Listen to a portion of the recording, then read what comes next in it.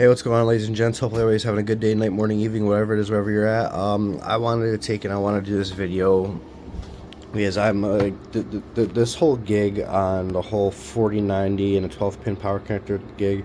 This whole gig is kind of like really getting annoying, more or less. Is everybody keeps on saying that that's the 12 pin power connector, it's flawed, this and that. The connector overall, and yeah, I'm pretty sure that this isn't going to hold a lot of weight to some people, but I've actually, believe it or not, I actually have a way where I can actually put some weight behind what I'm going to say, because it's actually already been proven. I don't care what Gamers Nexus says. I don't care with what Jay's 2 cents says. I don't care what really any tech tuber says. Me and myself, I'm not a tech tuber. I do stuff for the fun of it, but nonetheless, which it's actually been proven, and I'm gonna explain how it's been proven, and I'm even gonna provide a link for it on this video in the description when this video goes on YouTube. But nonetheless, these 4-pin power connectors, they were stated at first when they first came out, that they have like a maximum plugging ability and unplugging ability of like 30 times, etc., etc., etc. Just a bunch of nonsense when they first came out.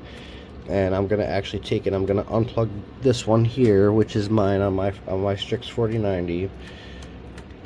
If I can get it out.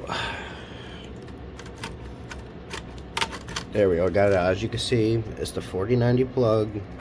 Nothing fancy about it. Not using no adapters, just point blank the adapters. I don't care what company they come from, the adapters are trash. I'm going to explain that in a second. And here we go. I'm actually going to turn my light on so I can plug it in and actually see myself plugging it in. I see, not going crazy or nothing at all. Plugging it in securely. There, it's securely plugged in. Done deal, over with. But either or, back to the case at hand. I must have plugged this in and unplugged it about a good couple hundred times, and it's still solid, still strong. And as you can see, I'm moving the test bench with it. It's not wiggling. It's solid as a rock. Now, with that being said, EVGA did take it, and they did do a few 4090s. And the fun part, the cool thing about it is Kingpin himself actually took and he did a video with a tour video, which I'm going to put the link in the video.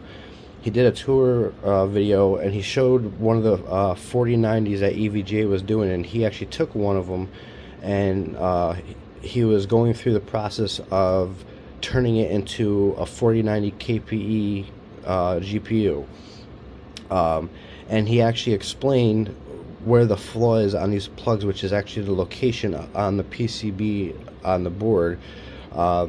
And he explains the different areas, and with NVIDIA's design where they take and they place the plug on the PCB, it's one of the hottest parts of the PCB, which, common sense, you place the plug on, you place the plug on one of the hottest spots of the PCB, it's going to heat up, and as power goes through it, it's going to heat up. It's just how electricity works.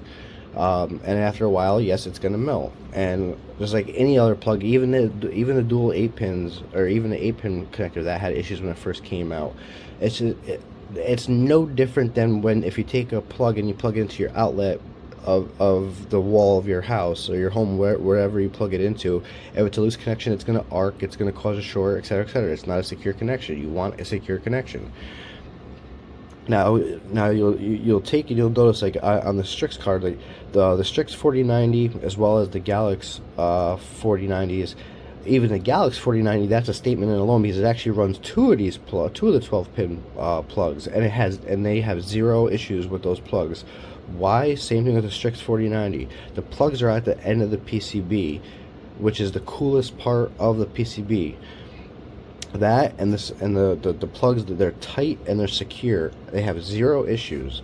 As you can see, this has got a bend to it, and what I'm actually going to take and do is I'm actually going to take and fire up the test bench, which, yes, I'm running the Z790 Kingpin motherboard. So I just missed running the motherboard, so I'm back to them. But either or, what I'm actually going to take and do is I'm going to fire up the test bench, and with this GPU plugged in, I'm actually going to take and, for shits and giggles, I don't really have to go crazy on doing anything. So I'm actually going to take it just right off the bat, just randomly start running a GPU benchmark. And I'm going to show how solid this stuff is. There we go, the GPU benchmark is running, nothing fancy at all. And I'm going to I'm actually going to turn this volume up so that way there you can hear the benchmark running. There, you hear the benchmark running. I'm actually going to take the plug, see if I get it on video here, and I'm shaking my test bench off the plug. And there you go, the benchmark is running as I'm shaking my test bench. That's off the 12-pin power plug-in. No arcing, no shorting out, no nothing. You ain't gonna see a tech tuber do this. I'm shaking my entire test bench. And the GPU is running. No issues at all. No arcing, no nothing. But that's what I wanted to take that's what I wanted to show. Now, if you take and you watch the guy, his name is his YouTube is Northbridge Fix, which no, I'm not promoting him. No, I'm not giving him a shout out. But in this case, the NVIDIA design is a flaw design, and just like Cable Mod and other companies that have come out with the adapters and all that other nonsense, the reason why there was a failing, and Northbridge Fix actually explained this, is the NVIDIA design is a flawed design. It does not work. That's been proven time and time and time again. And on the end of the NVIDIA design, the other companies out there, the third-party companies that are out there that are the second-hand and or third-hand parties out there that have created, that have designed the 90-degree adapters, they designed them based off of the NVIDIA design, which is a flawed design. Common sense. Last time I went to math class, 2 + 2 = 4. If you design a product off of a flawed product, that product's not going to work. So why are you going to try to push it out there? That's just common sense. But yeah, so that's pretty much that on the GPU end. On the GPU end of things, I mean, there's not really much more I can say on that. I just literally just proved it. Zero issues with adapter, and you'll see in the link that I'm going to put for the video for Kingpin explaining the issue with the PCB and the plugs heating up. You'll notice that his plug, that EVGA, even took and put the plug on the end here. So, that's Kingpin's design. And even when Jay's 2 cents had the 4090, what was going to be the 4090,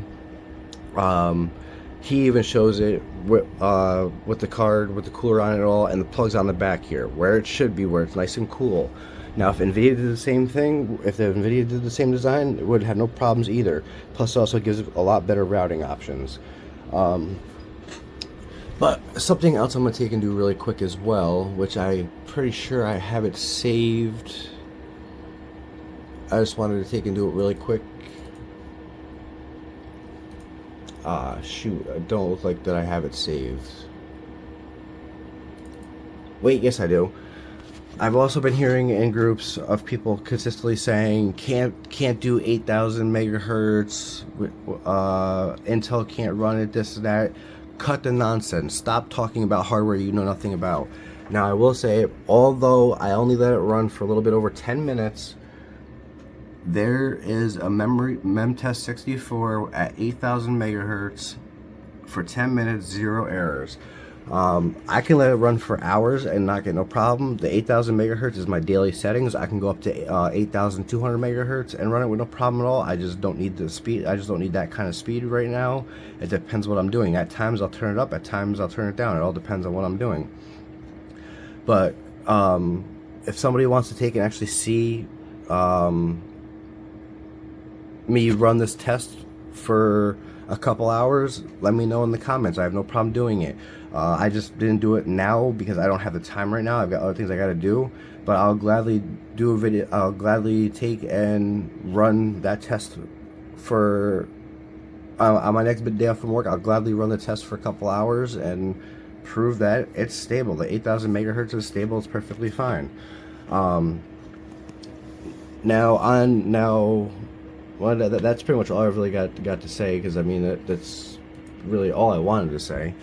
But on that end of things, this video is mainly about the 4090 power connectors. I don't really want to get into much of anything else in this video. So with that being said, hopefully everybody's having a good day, night, morning, evening, wherever it is you're at. I'm out. Later.